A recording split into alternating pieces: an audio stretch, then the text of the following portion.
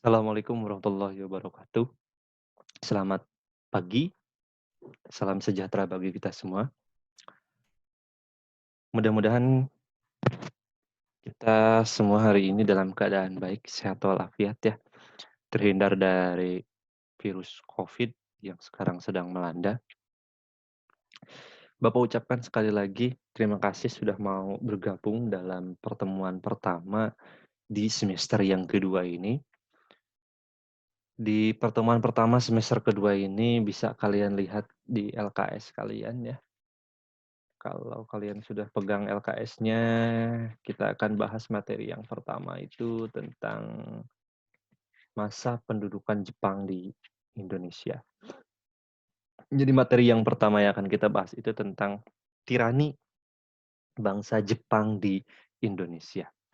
Jadi kalau kalian lihat di literatur sejarah nasional, masa Jepang di Indonesia itu disebut sebagai masa okupasi atau masa pendudukan. Kalau kalian lihat di buku-buku sejarah, masa Belanda itu disebut sebagai masa kolonialisme dan imperialisme. Sedangkan pada periode Jepang itu bukan kolonialisme dan imperialisme, melainkan ya disebut sebagai masa pendudukan. Kenapa disebut masa pendudukan? Karena di saat Jepang menduduki Indonesia itu Jepang tidak sepenuhnya mendirikan pemerintahan sipil di Indonesia. Jadi ketika zaman Jepang dari tahun 1942 sampai merdeka tahun 1945, Indonesia itu statusnya sebagai wilayah pendudukan, belum jadi daerah kolonialisasi Jepang. Nah, selama 3,5 tahun itu Jepang hanya full membuat pemerintahan militer. Sedangkan untuk pemerintahan sipil itu tidak sepenuhnya. Nah, di bab yang pertama atau di pertemuan pertama semester kedua ini kita akan bahas tentang masa pendudukan Jepang di Indonesia. Ya, tirani bangsa Jepang di Indonesia. Baik, langsung saja. Nah, masa pendudukan Jepang di Indonesia dari tahun 1942 sampai 1945. Nah, dalam materi tentang masa pendudukan Jepang ini, ada 4 poin yang akan kita bahas. Yang pertama itu tentang kedatangan Jepang sebagai saudara tua Asia di Indonesia. Yang kedua itu tentang bagaimana organisasi pergerakan pada masa pendudukan Jepang di Indonesia, organisasi pergerakan nasional tentunya ya. Yang ketiga, bagaimana perlawanan rakyat terhadap pemerintahan Jepang. Dan yang terakhir, akhir dari masa pendudukan Jepang di Indonesia. Nah, pertemuan pertama kita ini, kita akan bahas tentang bagaimana proses kedatangan Jepang di Indonesia. Nah, kedatangan Jepang sebagai saudara tua Asia di Indonesia. Jepang itu mulai masuk dalam pusaran Perang Dunia Kedua pada tanggal 8 Desember 1941. Jadi, Jepang mulai masuk dalam Perang Dunia Kedua yang berkecamuk di dunia pada masa itu pada tanggal 8 Desember 1941. Padahal Perang Dunia Kedua itu sudah dimulai sejak 1939 yang dikobarkan oleh Jerman. Ya, tapi Jepang baru masuk dalam Perang Dunia Kedua tanggal 8 Desember 1941. Jepang beraliansi dengan Jerman dan Italia melawan blok sekutu yang dipimpin oleh Inggris, Prancis, Amerika Serikat, dan Rusia. Nah, tanggal 8 Desember 1941 dicatat sebagai hari pertama kali Jepang masuk dalam Perang Dunia Kedua. Hari itu, Jepang menandai masuknya dalam Perang Dunia Kedua dengan menyerang pangkalan angkatan laut milik Amerika Serikat di Kepulauan Hawaii. Kenapa Jepang harus menyerang Amerika Serikat? Nah, Jepang itu memiliki ambisi. Ya, ambisinya itu adalah mendirikan kekaisaran di Asia di bawah pimpinan Jepang tentu saja. Jadi Jepang itu punya obsesi seluruh wilayah Asia itu bersatu dalam kepemimpinan Jepang. Nah, sedangkan ambisi Jepang untuk menjadi pemimpin di Asia itu terhalang. Terhalang oleh apa, Pak? Terhalang oleh keberadaan negara-negara Eropa di Asia. Pada saat itu, pada waktu itu, banyak atau mayoritas negara-negara Asia itu sedang dalam penjajahan bangsa-bangsa Eropa. Contohnya, Belanda menjajah Indonesia, Malaysia sedang menjajah Inggris, Vietnam dijajah oleh Prancis, dan sebagainya. Negara-negara Asia pada saat itu sedang dijajah oleh orang-orang Eropa. Nah, Jepang ingin agar penjajah-penjajah itu pergi dari Asia dan kemudian Jepanglah yang menggantikan mereka untuk menjajah negara-negara Asia tersebut. Nah, untuk mewujudkan hal itu, Jepang harus mengusir ya penjajah-penjajah tersebut. Kalau mengusir Inggris, mengusir Prancis itu mudah bagi Jepang. Kenapa? Karena Inggris dan Prancis sedang fokus Perang Dunia Kedua di Eropa. Sehingga pertahanan-pertahanan militer di negara-negara jajahan mereka di Asia tentu sedang lemah. Tapi yang dikhawatirkan oleh Jepang itu adalah Amerika Serikat. Jepang merasa perlu mencari tahu bagaimana posisi Amerika Serikat dengan pangkalan angkatan lautnya di Hawaii itu jika Jepang melakukan serangan kepada negara-negara Asia yang pada saat itu sedang diduduki oleh negara-negara Eropa. Apakah Amerika akan diam saja ataukah justru Amerika akan menghalau atau menghalangi Jepang menyerang negara-negara Asia tersebut? Karena Amerika Serikat pada waktu itu belum masuk dalam Perang Dunia Kedua. Jadi Amerika Serikat itu tidak terlibat dalam Perang Dunia Kedua. Amerika Serikat itu hanya terlibat dalam jual beli senjata.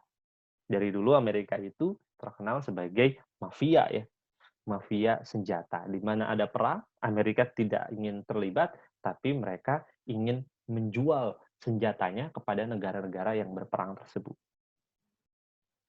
Semakin banyak perang terjadi, semakin lama perang terjadi, maka itu menjadi keuntungan bagi Amerika. Karena Amerika punya kepentingan supaya senjata-senjata produksi Amerika itu dibeli oleh negara-negara yang berperang itu. Nah, Jepang yang ingin mewujudkan cita-citanya, tapi merasa khawatir dengan sikap Amerika yang belum jelas, akhirnya mengambil langkah pertama.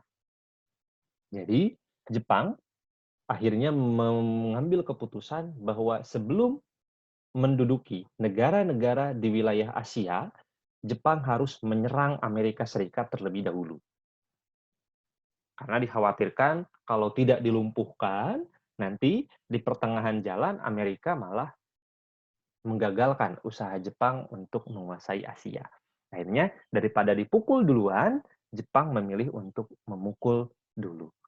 Akhirnya, pada Minggu 8 Desember 1941, Jepang secara mengejutkan, secara tiba-tiba, tanpa pemberitahuan terlebih dahulu, mengirimkan pesawat tempurnya ke Pearl Harbor, Hawaii. Apa itu Pearl Harbor, Pak? Pearl Harbor itu adalah pangkalan militer angkatan laut milik Amerika Serikat di Hawaii. Minggu pagi, ketika hari libur, tentara-tentara masih banyak yang tidur, masih banyak yang santai-santai berolahraga pagi, Jepang secara mengejutkan melakukan serangan kepada pangkalan angkatan laut tersebut. Dan Akhirnya, setelah itu Jepang mengumumkan secara resmi masuk dalam Perang Dunia Kedua dan berkoalisi bersama Jerman dan Italia. Nah, serangan itu membuat Amerika Serikat marah dan akhirnya Amerika Serikat pun menyatakan ikut dalam Perang Dunia Kedua, berkoalisi bersama Inggris, Prancis, dan Rusia, dan Amerika punya ambisi membalas dendam kepada Jepang.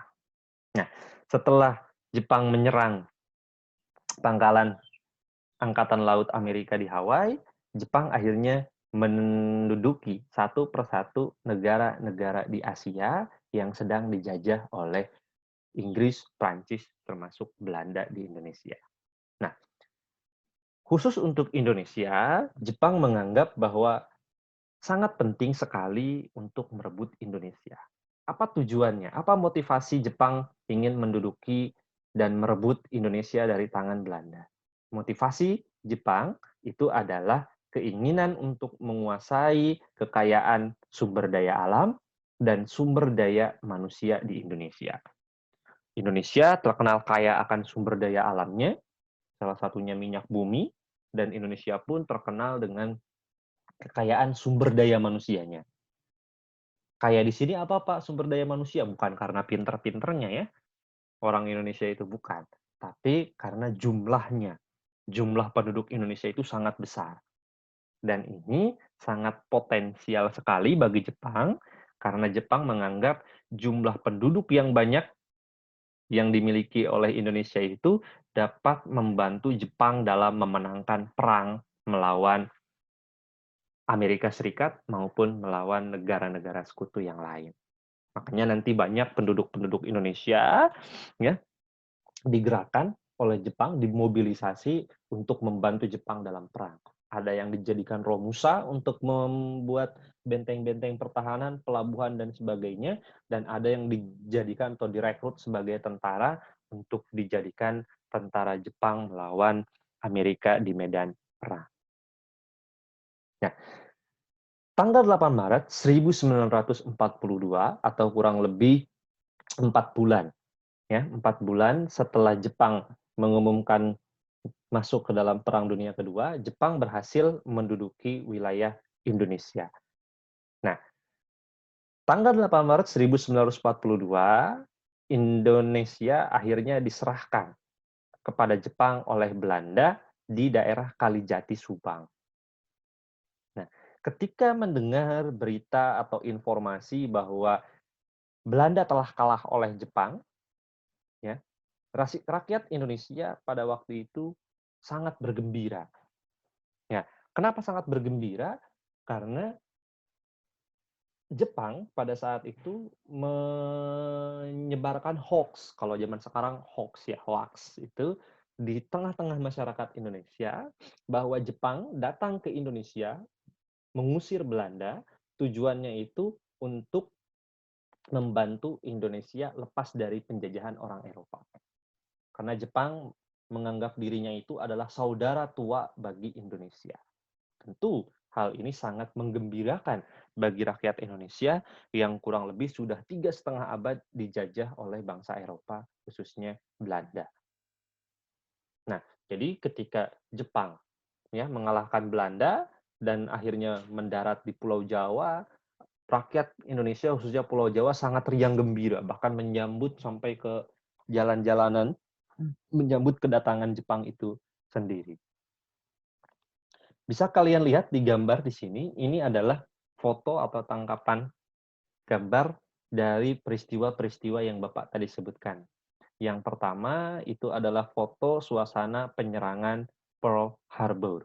Nah, bisa kalian lihat, ini adalah foto udara yang diambil ya ketika Jepang menyerang Pearl Harbor milik Amerika Serikat.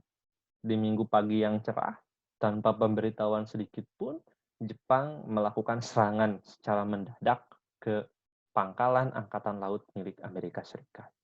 Bisa dilihat di gambar tersebut, banyak sekali gedung-gedung yang terbakar, ya, dan tidak sedikit menimbulkan korban jiwa maupun korban materi. Di antaranya banyak sekali ya persenjataan-persenjataan milik tentara Amerika itu hancur, luluh lantak, ya, dibombardir oleh pesawat tempur milik Jepang. Nah, kemudian ini ada pula foto bagaimana suasana penyerahan tanpa syarat Belanda kepada Jepang di Kalijati Subang, ya, tadi bulan Maret 1942.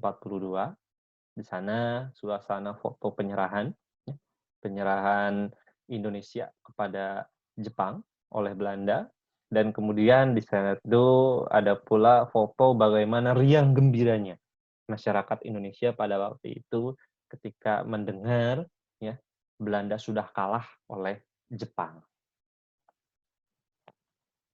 Nah, setelah Jepang mendapatkan Indonesia dari tangan Belanda, apa yang dilakukan oleh Jepang? Nah, Jepang ketika sudah mendapatkan Indonesia dari Belanda, maka Jepang mulai membangun atau membentuk pemerintahan militer dan sipil di Indonesia. Tadi Bapak katakan pemerintahan militer ya, untuk sipil masih setengahnya.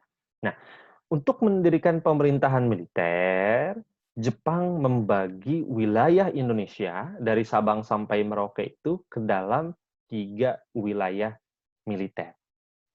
Nah, 3 wilayah itu diantaranya yang pertama itu wilayah 1, yaitu wilayah Jawa dan Madura. Wilayah Jawa dan Madura itu dipimpin oleh tentara ke-16 Rikugun. Ya, Rikugun itu angkatan darat kalau bahasa Indonesianya, dan berpusat di Batavia. Jadi wilayah Jawa dan Madura itu dipimpin oleh tentara Rikugun atau tentara angkatan darat yang ke-16 dari Jepang.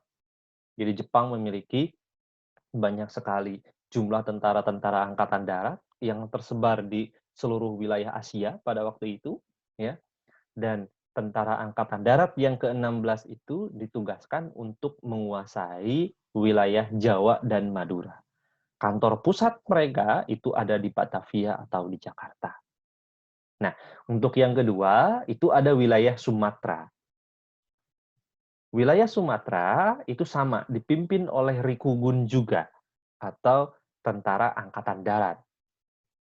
Tapi tentara angkatan darat yang berkuasa di Sumatera itu adalah tentara ke-25 dari Rikugun. Jadi kalau Jawa dan Madura tadi tentara ke-16 Rikugun, kalau Sumatera ini tentara ke-25 Rikugun. Pusat dari pemerintahan tentara ke-25 Rikugun Sumatera ini berkedudukan di daerah Bukit Tinggi, Sumatera Barat. Sedangkan untuk wilayah yang ketiga meliputi wilayah Kalimantan, Sulawesi, Bali, Nusa Tenggara, dan Maluku itu dipimpin oleh Armada Selatan kedua Kaigun. Kaigun ini adalah angkatan laut.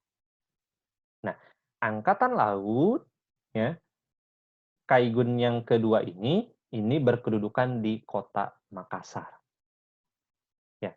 Jadi beda dengan wilayah 1 dan wilayah 2, wilayah 3 meliputi Kalimantan, Sulawesi, Bali, Nusa Tenggara, dan Maluku itu dipimpin oleh Angkatan Laut Jepang yang dikenal sebagai Kaigun.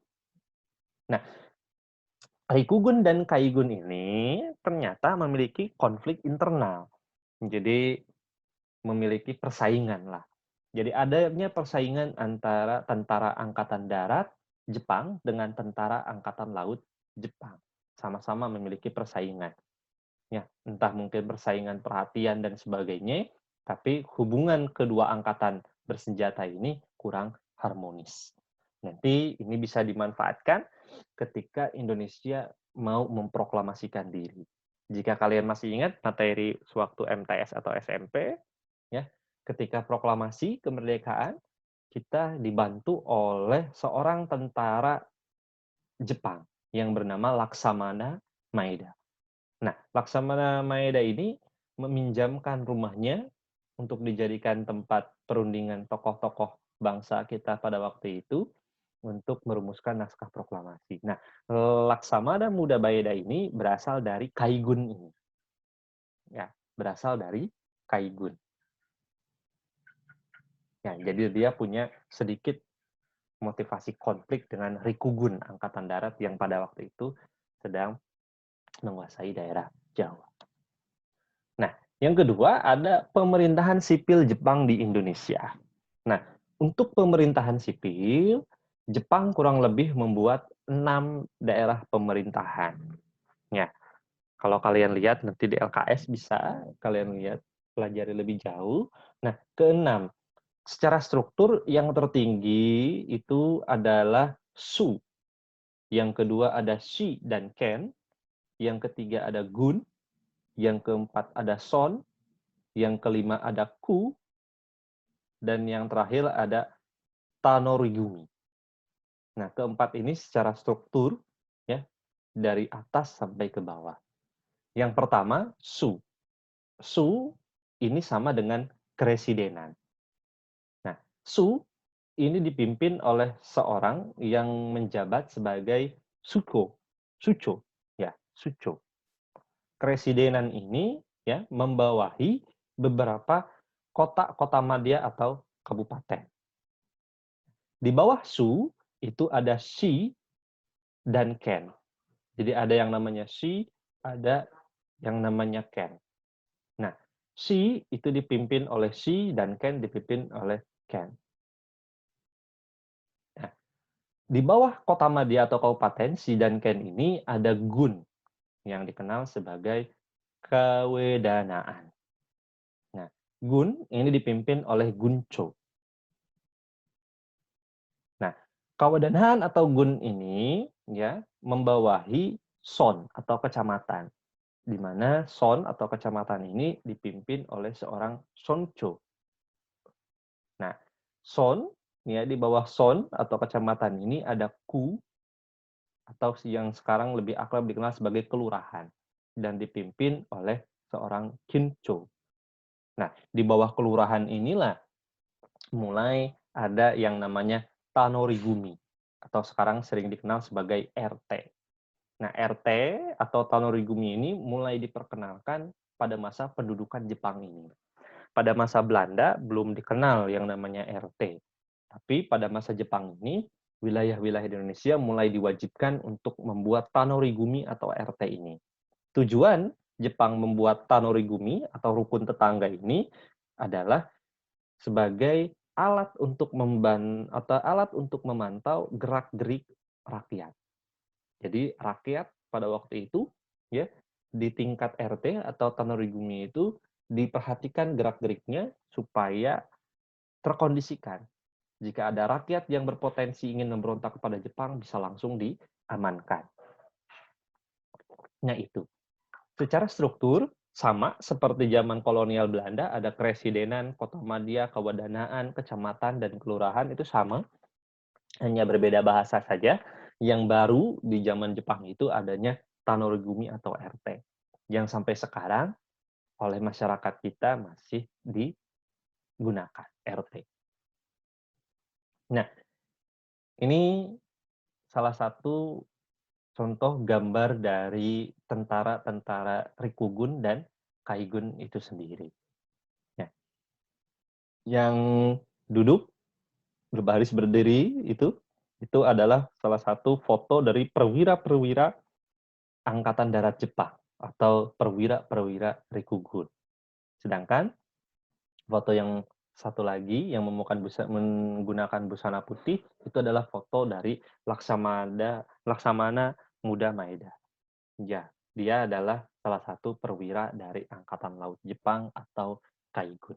Tadi disebutkan bahwa Rikugun membawahi wilayah 1 dan 2, sedangkan Kaigun itu membawahi wilayah yang ketiga. Nah, mungkin itu ya yang bisa Bapak sampaikan dari pertemuan yang pertama ini. Mungkin bisa kalian lebih pahami lagi dengan membaca materi yang ada di LKS atau mengeksplor dari media-media yang lainnya. Bapak harap kalian tidak puas, karena kalau tidak puas kalian akan berusaha untuk mencari informasi tambahan yang lain. Kurang lebihnya Bapak mohon maaf. Terima kasih. Wallahul muwaffiq ila aqwamit thoriq. Assalamualaikum warahmatullahi wabarakatuh.